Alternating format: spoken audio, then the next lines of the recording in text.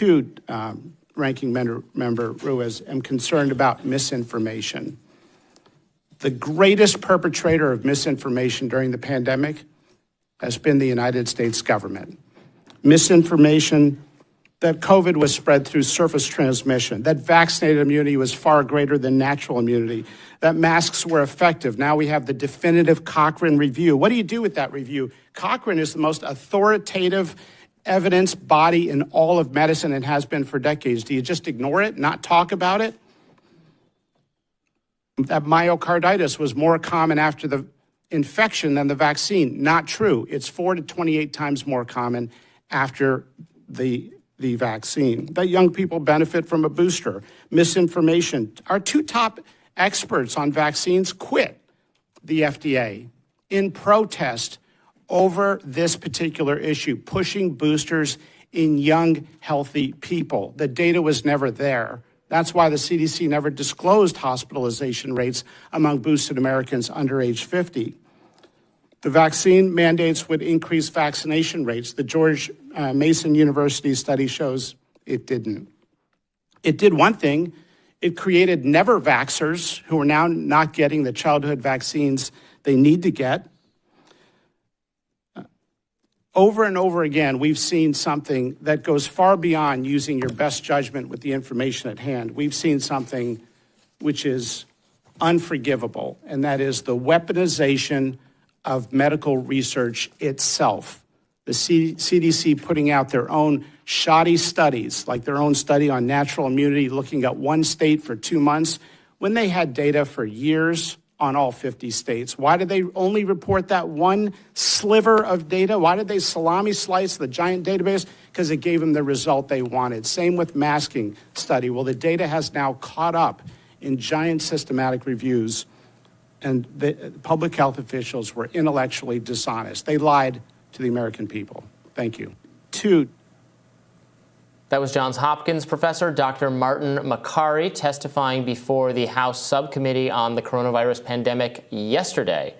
So he had a lot to say, obviously, in that clip. I agree with a lot of it. I would probably quibble with some of it, or other people on all sides of policy views on COVID would as well. But I think he raises a good point that there was a kind of unanimity of what the mainstream thought was allowed to be said, taking their cues from a couple scientific health advisors approved by government, and that a lot of that turned out to be, a lot of what they were saying has turned out to be much more complicated in the fullness of time, or a little less unclear. And now we're having some robust debates about where COVID might have originated from, about which interventions make the right sense in what circumstance. There was a lot of just very strong assertions that vaccinating everyone and requiring all sorts of other things was going to hold back cases that we haven't.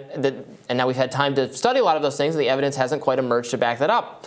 Doesn't mean that vaccinating isn't a good choice for a lot of people. Doesn't mean that various other things aren't a good choice for a lot of people. But it's certainly something to be determined on more of an individual basis or be subject to some scrutiny. And that was just not something that was allowed for a long period of time. Yeah, I mean, honestly, I'll speak from personal experience. I have fatigue from the COVID revelations, the seemingly monthly pivot on what we're suddenly allowed to talk about that was previously considered to be deeply stigmatizing to entertain. And it affects what we do. Honestly, it affects what you and I are allowed to cover because of not because of our corporate position, but because of the YouTube, the social media policies. Right. And what they allow you to say, which again is based on the pressure they're getting from mainstream media and from government, as we've seen in various disclosures of emails from the government to social media companies, and then also based on, and they're afraid of being shamed by the media for not clamping down on misinformation. And I gotta say, there are some of these arguments that I have, always been open to, and it's instinctively struck me as kind of unscientific or wrong or politically motivated, like Lively theory, immediately. But there are others where, because of the severity of the pandemic, the overwhelming nature of the mainstream media narrative around certain things, it doesn't feel good to know that at various points I was convinced of the truth of certain things that later I realized, later than other people realized, were not in fact as scientifically supported as I had once thought. And I'm still having these conversations with friends, loved ones, people that I really respect and care about, who, because they live in a certain kind of media bubble, have differences of opinions from me on things like COVID that are driven by gaps in our information. So it's not like ideological. We have the same feeling about the value of vaccines. We have the same feeling. But because we have a different understanding of their ability to lower transmission rates, or we have different kind of sensibilities from like a libertarian perspective about how much the government should mandate X, Y, and Z, we end up having these disagreements. And I think if we had a world where people who are kind of in the same political party or the same social group were allowed to have those conversations openly the way that we're having now, somewhat slowly, we wouldn't have been in a situation where, as this gentleman says, strident opposition to alternative views created anti-vaxxers, people who are anti-vaxxers beyond COVID but don't want to take childhood vaccines that have saved so many lives, and on and on and on. Public health is not the same thing as like strict science vaccine development. Public health is supposed to consider exactly these kind of reactions and figure out how to maximize a public reaction that is going to prevent the spread of disease and death and suffering.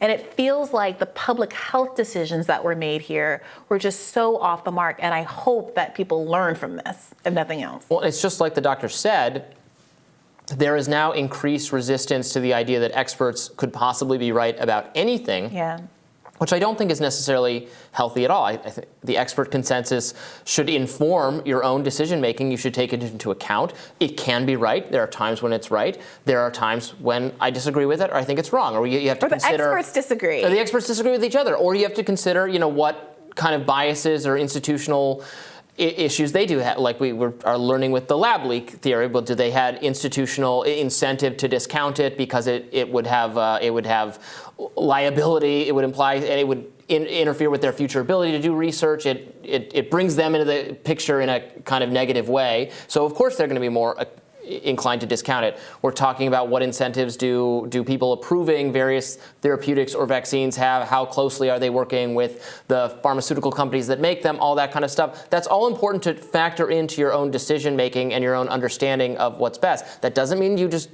automatically discount what they're saying or reject it. But I think there are a lot of people who will operate in that way, in a self-harming way. Because of how militant and how I mean, it's totally it's crazy the degree to which they leverage our and most people's communication networks to stop them from talking about information they thought was wrong. The social media push is just it's unprecedented. I mean, it's unprecedented because we haven't had social media all that long. But the effort to go around the First Amendment and really get these conversations stifled as much as possible is very alarming. It is. And I do think that the social media aspect, it gave it the imprimatur of factiness. I mean, I think there's a part of us, there's an institutionalist in a lot of Americans that says, well, if this big public institution, if Facebook said it wasn't okay, if Twitter said it wasn't okay, then it must have been fact-checked, there must have been some rigor, because we know we have the First Amendment, we know this has predictions. If this stuff is getting banned, it must really be because it's fake. And so there's this feedback loop. Yes. And we didn't know, we had to learn that those institutions were just internally were saying, okay, we'll do what you want, please don't hurt us, to the immense pressure they were getting from mainstream forces and government forces. Quickly, do you know anything, did you watch more of that hearing, and what was the kind of response to that colloquy that we heard? That was all I saw of that hearing. So maybe we'll check out some more of it and react to that tomorrow. All right, we'll have more Rising right after this. Please stay tuned.